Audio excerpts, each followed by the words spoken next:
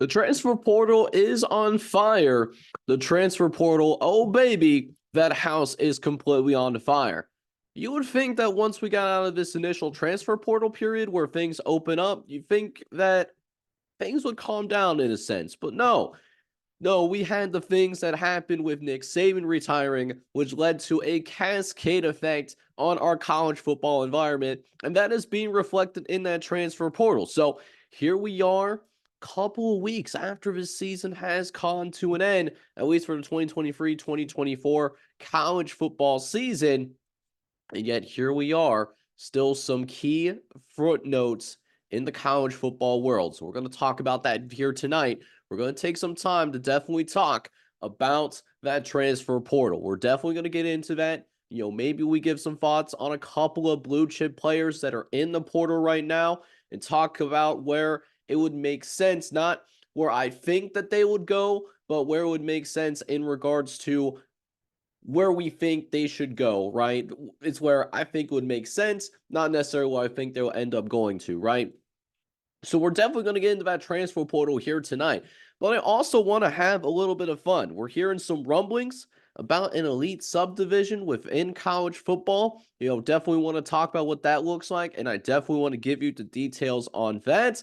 And of course, we got to jump into this business right here. I miss college football season already. I know you guys miss college football season too. That's why we are here in the month, a couple of weeks after college football season is over. If you're tuned in to this podcast right now, you're probably feeling the exact same way that I'm feeling right now. So listen, I'm here. I get it. We're going to have a little bit of fun here tonight. We're going to talk into some way too early 2024 predictions in terms of who I think is going to win the national championship, as well as who I think is going to go and be a part of this new expanded 12-team playoff. So we're going to have all of this here tonight. And if I sound a little bit different, I do apologize for that. We are fighting a cold. It is not a great time to be alive, but we're here, barbecue on the titties, and we're going to have a good time here tonight. And I hope you guys do too. And before we dive any deeper into it,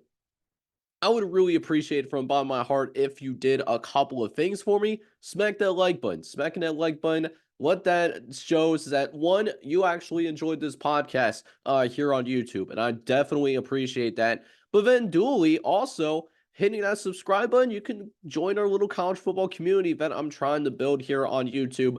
This is something that I'm really passionate about. I may not be the best at it right now, but, no one's the best at something, at the very beginning, right? So if you want to be an A1 since day one, go ahead, hit that subscribe button, man. I would truly appreciate that from the very bottom of my heart. But oh baby, is that transfer portal on absolute fire. We have some major movements in the transfer portal. Some of these people we've actually spent some time talking about on earlier podcasts. I mean, we have multiple former five-star players making some decisions, or at least being crystal balled, but I'm not going to open up who you think I'm going to open up with, right? I'm certainly going to get to them very soon. I'm sure you know exactly who I'm talking about. But we're going to start with Lance Hurd, actually. Lance Hurd has actually been in the transfer portal for a couple of weeks now. He was an offensive tackle at LSU, and we talked about him a couple of podcasts ago.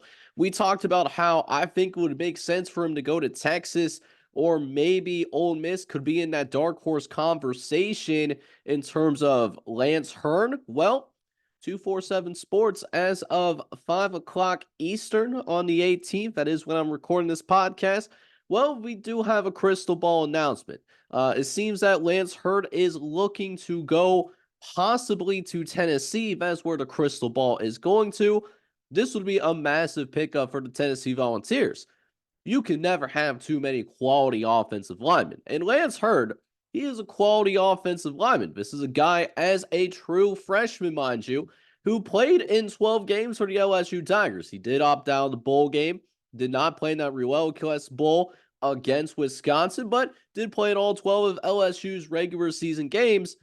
If that crystal ball holds up and he actually does go to Tennessee, this would be a significant boost. Someone that has experience And someone that's so young too has at least a couple more years before becoming NFL draft eligible based on the current NFL draft rules.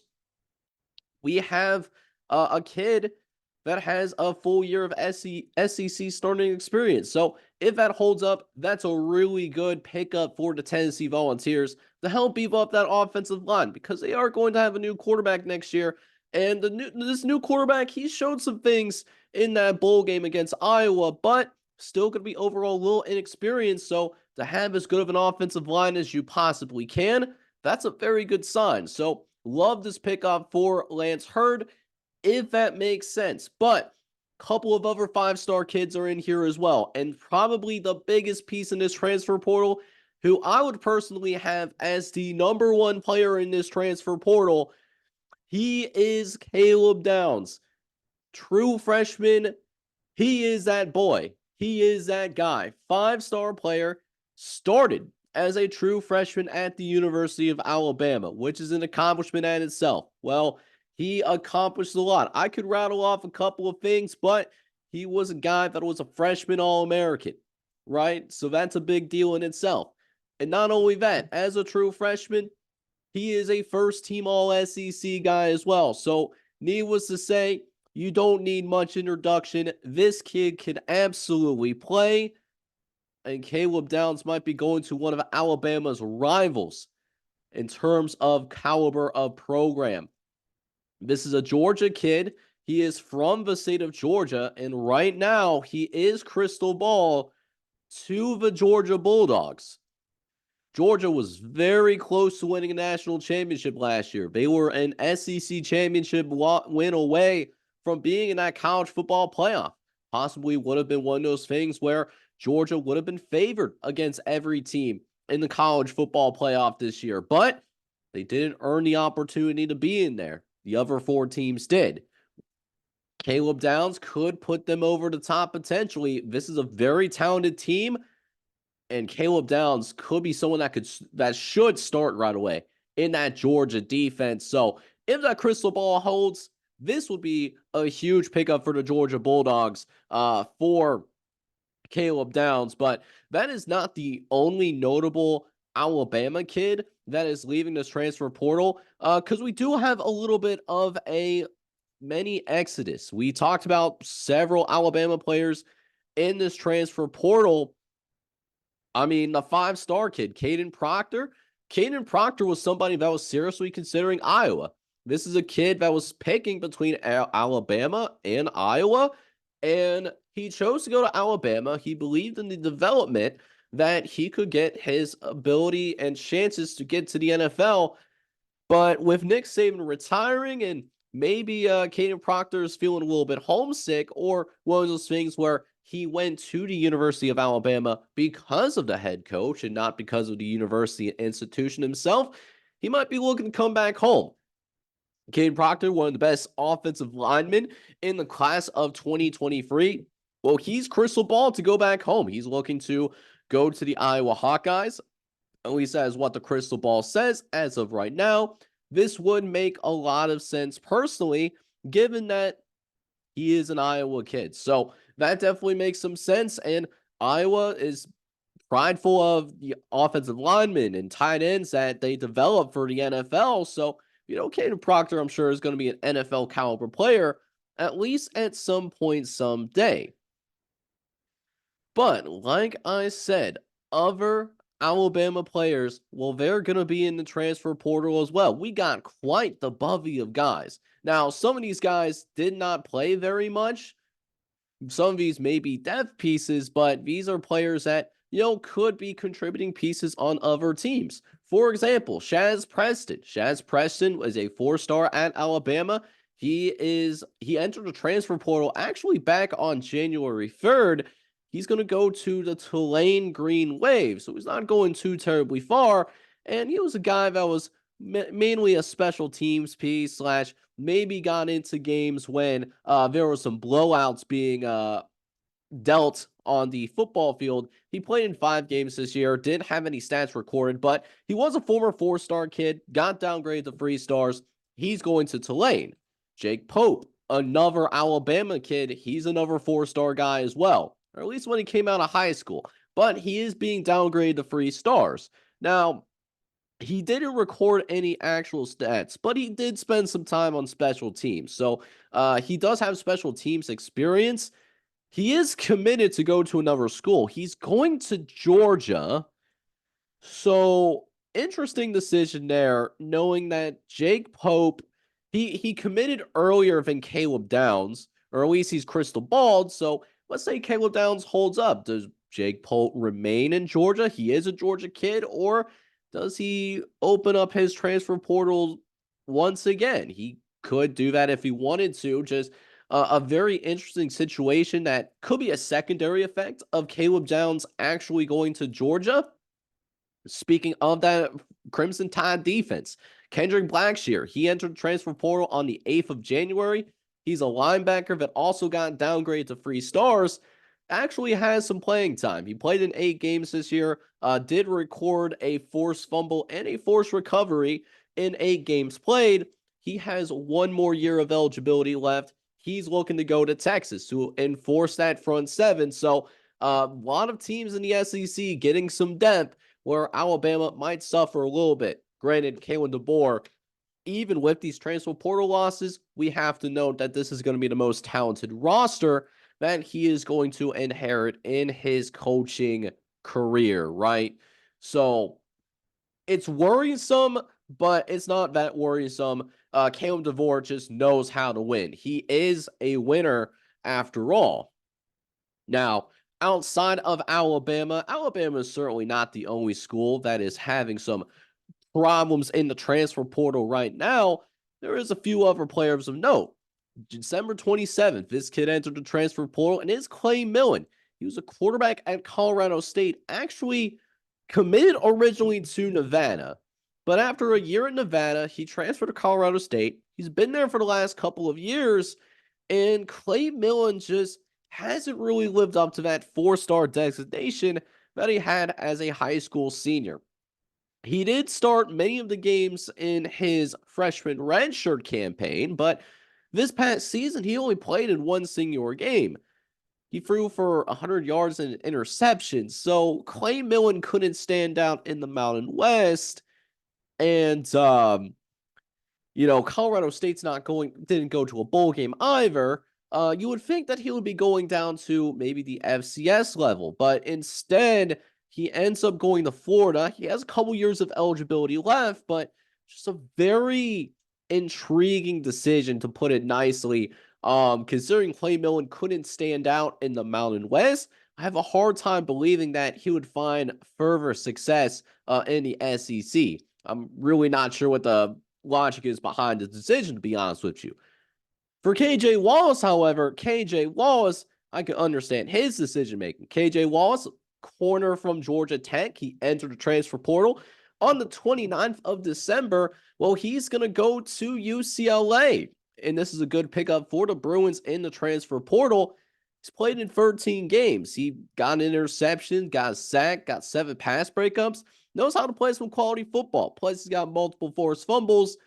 This is kind of his grad transfer year. He only has 1 more year of eligibility, and that year is next year. So KJ Wallace looking to put UCLA over the top as the Bruins make their transition into the Big Ten. Brashard Smith. Brashard Smith entered transfer portal on the 30th. He's a wide receiver at Miami. He's been downgraded to 3 stars because he only has 1 more year of eligibility left.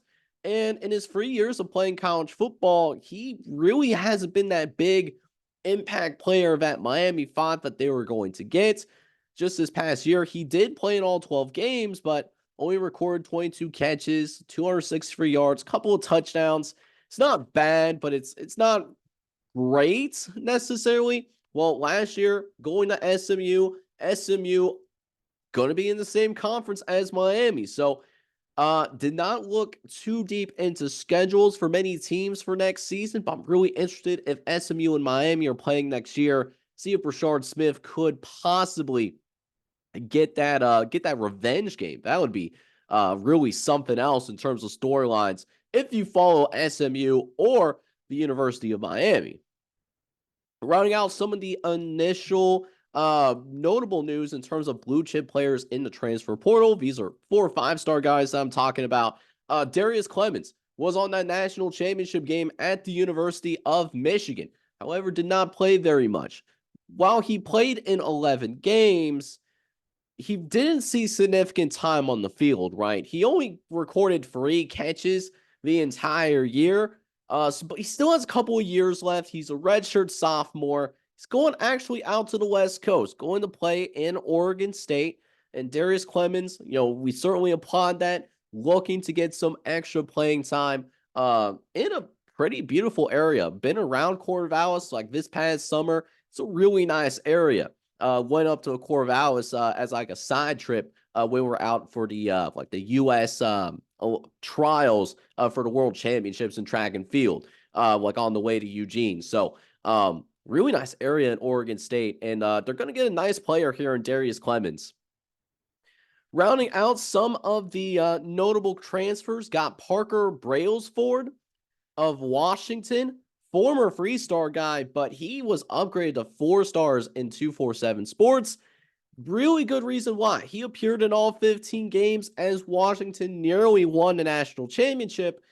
He is transfer portal right now. Now, there's a few places where I think it would make sense for him to go. Stanford, BYU, USC, UCLA.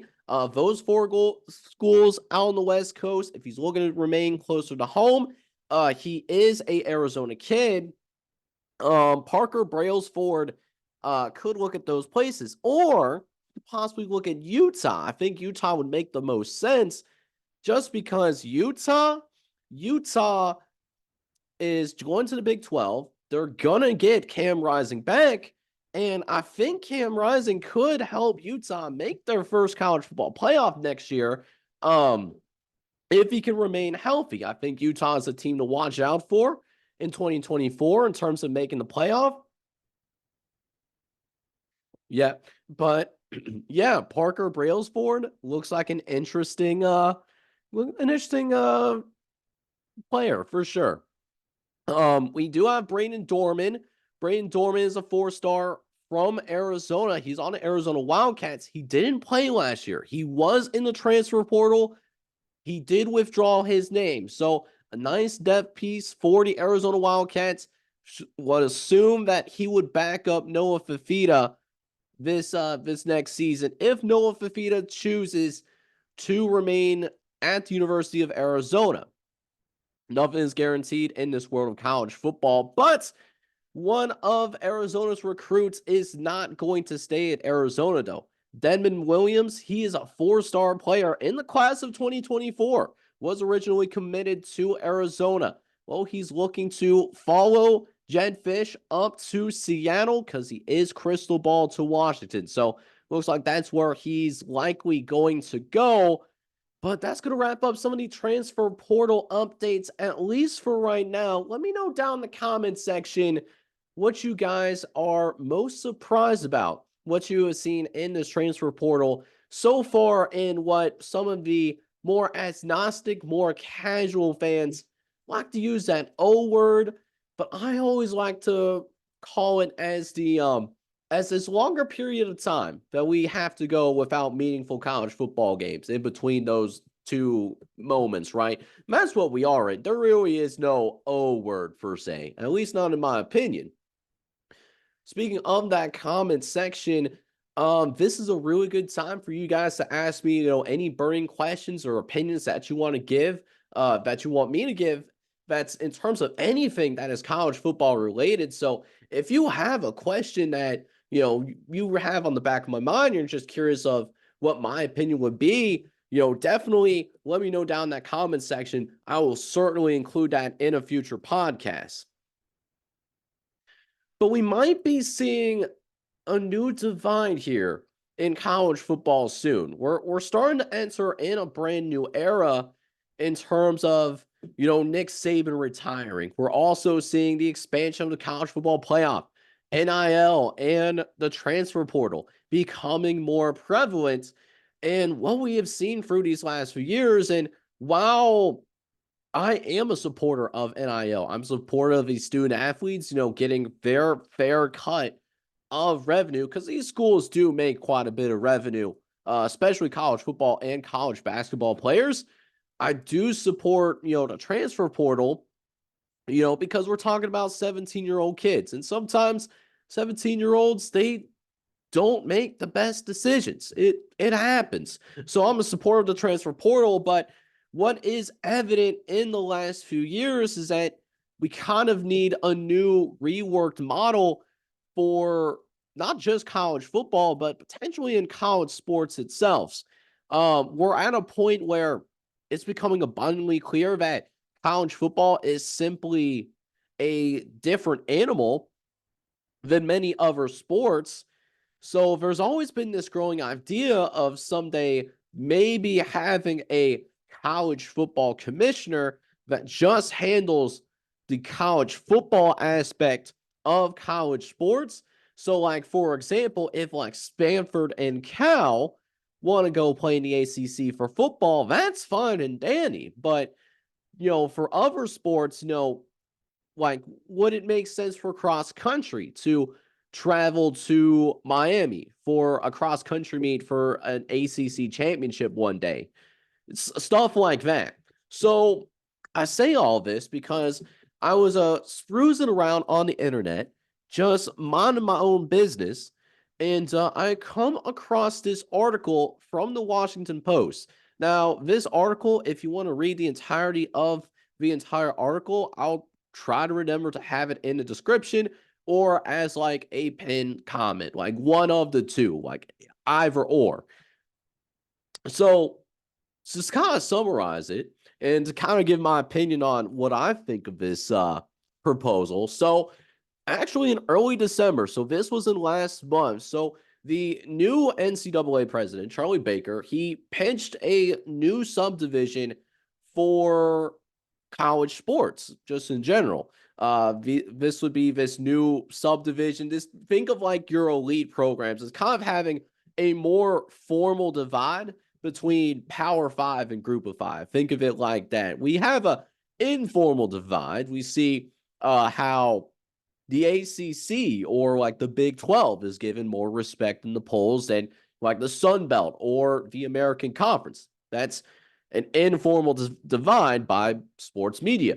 But we're talking about a more formalized divide where you have this highest level of Division One athletics being in its own division. So, like, essentially thinking like Power Five being its own NCAA division. And then the Group of Five would be, a separate lower division, right? That makes sense. So Charlie Baker was pitching this idea, and the NCAA, they met last week. Yes, this was an article from the 17th. And the NCAA, they met in Phoenix last week, and they actually set out to provide recommendations on Baker's vision. So nothing official, but this idea is certainly not dead in the water. Now, I'm sure the burning question that you guys would have is, what would it take financially to be a part of that bigger top line division? Well, according to the Washington Post article, it says that it would require member schools to pay at least half of their eligible student athletes a minimum of $30,000 annually through a trust fund. So it makes me wonder what kind of questions that could entail with a trust fund being set up for these athletes. For example, is there going to be any kind of restrictions that are going to be placed on in terms of what these student athletes can spend their money on in this setup trust fund? Like, for example, like, could they spend it on, say, like housing or a car, like those kind of things that you need to get back and forth and have like a roof over your head if you don't live on campus? Would this also affect athletic scholarships as well? We know athletic scholarships cover tuition and in room and board. Would that be replaced by this $30,000 trust fund? If that's the case, then I wouldn't necessarily be a big fan of it. But if it would be extra spending money, then yeah, that could be something that I could certainly get behind. Another interesting thing is that this would be a variety of cost, right? So the cost that it would take for a school to enter this highest level division, the exact cost would be dependent on how many student athletes that you have. And that would be like how many, say, sports do you have at your school? Like at one of my favorite schools, Cincinnati Bearcats, in this article based on 2022, Cincinnati has a total of 443 student athletes, between male and women. So for UC, their cost to be a part of this highest division will be $6.6 million, which is about 8% of the cost of revenue that their athletics brought in for 2022. Meanwhile, you'll have a school like North Carolina. North Carolina has over 770 student athletes. So their entrance fee to this highest level would be close to $12 million. It's nearly twice as much as what a UC would have to pay. So it also makes you wonder, if schools were struggling to get this funding to enter the highest level division, would you see some sports that are not revenue earning be sacrificed? It's an unfortunate conversation that would be had, because if you were to concern sports, you would drop the number of student athletes that you have, and you would thereby reduce your cost of joining this highest level. But there is some advantages to it, like they can go and set their own rules on NIL, transfer portal, um, when you would be able to play games, like stuff like that. Because what we have known is that the NCAA really isn't the best at adapting and changing, right? So I understand the positives of it, but I'm skeptical of how this proposal would protect the non-revenue earning sports as well. It would be awesome for us, I think, as college football fans, because then you would see more high key matchups, because teams of the same league would, of the same division, would more likely play each other. So I get all of that. I also think that this could also pave a way for a group of five national championship. I've seen this floated on the on Twitter and other social media. So the group of five has had a much harder path, even in this four-team era, than what we've seen, in the past. So like in the four-team era, we've only seen one group of five team do it. We saw Cincinnati make it in 2021, but if we're going to get to a formalized point to where the group of five is going to be its own thing and are going to be completely separate from the Power Five, we should definitely have a group of five national championship. Now, even if this proposal doesn't ultimately happen, I would say that we should still have a group of five playoffs, because even with a 12-team playoff, we might have one, maybe two group of five teams in, but their path to get in is a lot more difficult than your Power Four. But you could also keep the option open to where, like, if a group of five team actually earns the opportunity to go to the real college football playoff, they would be able to go to that. But a group of five playoff, I think, would be a dope idea for some of these smaller schools that, many of these schools don't have a realistic chance of going to the playoffs. So, circling back to how I feel about this proposal, I do think that there's some things that need to be ironed out, but I certainly think it's a step in the right direction, because I think we do need some leadership that needs to add regulations to NIL, needs to add regulations to the transfer portal, because it's a very chaotic time in college football. And hopefully 5 to 10 years from now, we're looking back and, we're at a much better place in terms of organization for those two things. But right now, it's just a chaotic time. And while maybe this would not bring the idea of a college football commissioner to the forefront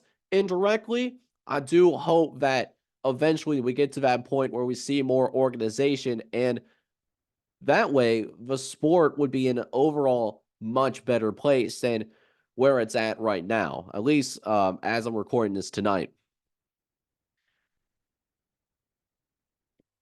But I don't know about you guys. I am looking forward to next football season already. I'm already excited for what 2024 has in store in terms of for college football. So I want to take the chance. I want to have some fun with it. I want to get some really early, I mean ridiculously early 2024 predictions. Now, this would be subject to change. I'll probably revisit things as we get closer to games happening on the field in August. But as of today, how do I feel? Who do I think would make the college football playoff, this 12-team format? And who do I think could win the national championship game? Now, quick disclaimer for the 12-team playoff, I'm going to make these predictions under the assumption that we're doing a 5+7. Now, what is a 5+7? So I'm talking about in the context of having 5 automatic qualifiers plus 7 at large. Not because I've heard chatter of them transitioning from the 6-6 to the 5-7 with the dismantling of the Pac-12, but also, but also, we're also looking at, I just don't see the college football playoff being comfortable with allowing 2 group of 5 teams into the playoff automatically, unless they were legitimately top 12, or at least they legitimately were an at-large team. I just don't see that happening long term, right? So we're going to go with, I'm going to start at least from the beginning in terms of who I think is going to win the national championship. Now, if you guys were around when I was doing my predictions for this last season that just happened, I'm going to use a similar type of methodology. And that similar type of methodology worked out extremely well. We actually picked Michigan to win the national championship, and we got it right. We actually did get it right. So we're going to use a very similar methodology. So the first thing that I look at in terms of this methodology of picking a national champion, do you have the horses in the barn to make a national championship run? So since 247 Sports has tracked, the talent composite of every roster in Division I football, every national champion since 2015 has made it, has at least 50% blue chip guys. That's either 4-star or 5-star players on your roster. So do you have at least 50% 4 or 5-star players on your roster, or projected, I guess, per se, to have that type of roster for next year? So we are looking at, how things are going in total recruiting through the transfer portal. And we eventually found 15 teams that are projected to have at least 50% 4 or 5-star players. So when you're picking out who you think is going to win a national championship, you're probably looking at these 15 teams. From the SEC, for example, we're looking at Alabama, Georgia, Texas. It's going to be a little bit getting used to some of these new conference realignments, but we're going to roll with it. Texas, Texas A&M, Oklahoma, LSU, and the Florida Gators from the SEC. From the Big Ten, got Ohio State, Oregon, Penn State is in here as well, and Michigan is in here. Notre Dame as an independent is up in here. I think I mentioned Penn State. I don't know if I did or not. ACC got Clemson and the Miami Hurricanes. Oh, and USC. USC is a Big Ten team, but they will be considered. They were originally in the Pac-12. Some weird conference realignments, but these are the 15 teams that I think have a somewhat realistic shot of winning a national championship if things fall in their direction, right? These 15 teams meet the blue chip ratio. Now, the very next thing that we ended up looking at was, have you won at least 10 games in the previous season? And when we're looking at teams that have won at least 10 games, again, looking back to 2015, at least every national champion has won at least 10 games in the previous season. So they were relatively close. No team's going to go from 7-6, for example, to suddenly being a national champion. It just hasn't happened in modern college football. And right away, we're down to just 10 schools. So we actually do remove Florida. Florida is not even in a bowl game. Miami only won like 7 games. USC, they won their bowl game, but they only won 8 games. So USC and them are out. Texas A&M, they're also out as well. And the other school that I think might be out, let's see, Florida, Miami, USC, um, not LSU, not Oklahoma. Oh, Texas A&M. Texas A&M would be out as well. Texas A&M did not win 10 games. So we're down to 10 just from those two criterias. And we have more criterias that we have. Like, do you have a starting quarterback as well? Do you have a starting quarterback on your roster that is established? Either have the experience on your team directly, or did you get a quarterback with starting experience on your roster? And we're down to 8 already. Alabama has Jalen Milroe. Georgia has Carson Beck. Ohio State, they managed to get Will Howard in the transfer portal. Notre Dame got Riley Leonard in the transfer portal. Texas has Quinn Ewers staying for his senior year. He is not going into the NFL draft. That's a huge pickup for the Texas Longhorns. Oregon got Dylan Gabriel. They also picked up Dante Moore in the transfer portal as well. So they actually have 2 quarterbacks that could help Oregon fit this criteria. Penn State, Drew Aller, maybe not the best big-time gamer, but, Drew Aller, I think he's going to grow. I think he's going to continue to get better, and he's going to have more talent around him in that wide receiver room. And then Clemson, Cade Klubnik of Clemson. Oklahoma, I know Jackson Arnold is going to start. I know there's a lot of hype around Jackson Arnold. While he looks promising, I will say that he does absolutely look promising. Here's the thing, right? We've seen 5-star busts as well. We have seen like DJU have flashes in the year before. Oh, who's the quarterback that that DJU took over for when he got hurt?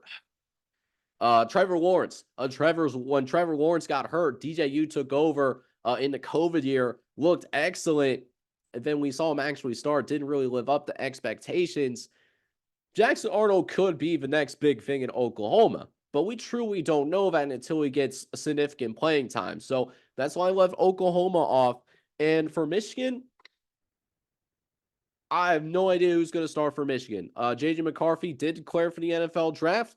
Unless if he decides to come back to school and change his mind, I left Michigan off this list. So I don't see the Michigan Wolverines winning a national championship 2 years in a row. I don't see it. Now, we got these 8 schools remaining. So at this point, I start looking for who might have the most complete team in college football. So I look at teams that had both a top 10 offense and a top 10 defense this past season. And there are actually 3 schools that actually met this: Oregon, Notre Dame, and Georgia. Now, when I was making this prediction last year, only one team fit that. That was the Michigan Wolverines. So if you're looking for national championship bets, Oregon and Notre Dame would bring you some value if you want to pick Oregon or Notre Dame to win the national championship. I think there would be some values because both those teams, I think, have plus 1,000 odds or higher. But I think my initial pick to win the national championship in 2024, I think it's going to be Georgia. Georgia has the only team in America where they had a top 5 offense. and a top 5 defense in points per game. So Georgia going to have maybe the most complete team in America next year, and Kirby Smart, arguably the best coach in America right now. So we're going with the Georgia Bulldogs based on the same methodology that we use before the 2023 season started. A lot could change though in spring ball and summer ball. Don't be surprised if we came back and revisit this at a later time. Now, as for who we think is going to go to the college football playoff, obviously we're going to have Georgia. But we're going to, like I said, move under the 5+7. 5 automatic bids plus 7 at larges. So we figured Georgia's going to win. I think Georgia is favored to win the SEC. I could see them winning the SEC next season. As for the Big Ten, I'm thinking Ohio State here. I think Ohio State, they got a lot in the transfer portal. They got some good pickups. Plus, they had a lot of draft eligible players come back. So I think that Ohio State team is absolutely going to be loaded. I think Ohio State wins the Big Ten. For the ACC, I think Florida State's going to win the ACC. I think that team is going to be pissed off. I know Mark Novell is going to have a revenge tour planned. The reason why he stayed in Tallahassee, I think nobody wants to play Florida State next year. I really don't. So I think Florida State wins the ACC. But the Big 12 is interesting. The Big 12, I think, is going to be the most open conference next year. Right now, we're going to go with Utah if Cam Rising is healthy. If Cam Rising is healthy for a whole year, I think Utah is going to win it. In terms of who we think could win if Cam Rising can't play a full season, that's tough. I really do not know. I don't have a good feel in the Big 12 initially right now. Could it be a Kansas? Possibly. Oklahoma State? I mean, it's going to be real intriguing how the Big 12 plays out. It's going to be one of the more open conferences in college football. And then, best group of 5 team in the country. I think best group of 5 team in the entire country. I think it could be Liberty. I really think Liberty could run it back and win the top spot of the group of 5 next year. Now, couple of reasons. One, Caden Salter is going to come back. He's an established starter. There's a lot of excitement around Boise State, but we don't know what that quarterback at Boise State is going to do. And if you look at Liberty's schedule, they're set up pretty well to make a similar run that they did this year. Liberty went undefeated in the regular season, and while the Conference USA schedule has not come out yet, they do have 4 non-conference games. Those non-conference games, they're on your screen now. Got FCS Campbell, East Carolina, UMass. The only game where you could argue is a toss-up is that Appalachian State game. It's in Boone, North Carolina. So that could be a game where there is a realistic shot that Liberty could lose, but 12-1, 13-0 for Liberty possibly. They should be a favorite against any Conference USA team this upcoming season. I could see the Liberty Flames getting that group of 5 bid. Now, in terms of at-larges, we're going to go with the teams that, could have a dark horse shot winning the national championship, Oregon and Notre Dame. So we got to have those in as at-larges. Alabama, I think they're going to have a great coach in Kalen DeBoer. No one's going to replace what Nick Saban did. It's not going to happen. But Kalen DeBoer is a winner. He's been a winner everywhere. While he may not lead them to an SEC title, I can see Alabama getting into the playoff. Texas certainly should be in that conversation. They have a lot coming back. And Quinn Ewers, the dude is an experienced quarterback. He knows how to play in the college football playoff now, has that extra year experience. So you love to see that.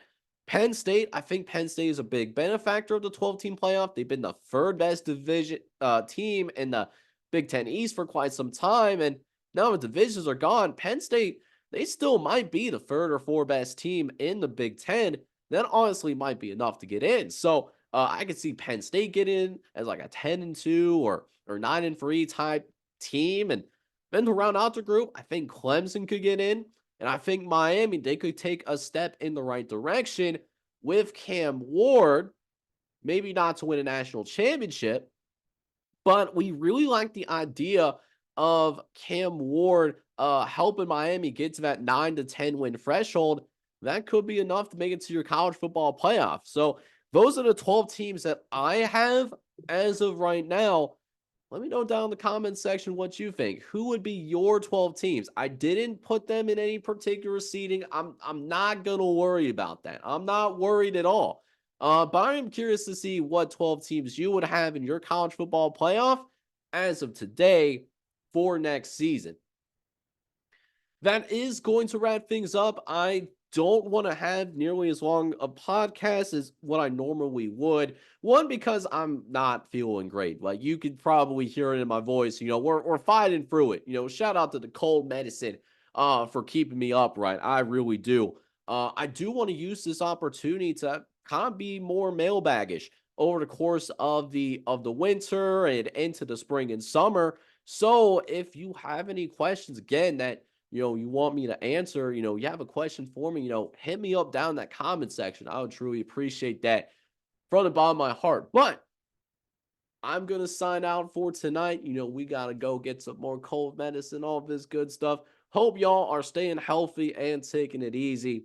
I am your host, Jake. I'm going to get ready to sign off. But if you enjoyed this pod, again, do a couple of things for me, man. Make sure you go ahead, smack that like button for me, and then also hit that subscribe button as well if you happen to be brand new to the channel and you enjoy year-round college football coverage.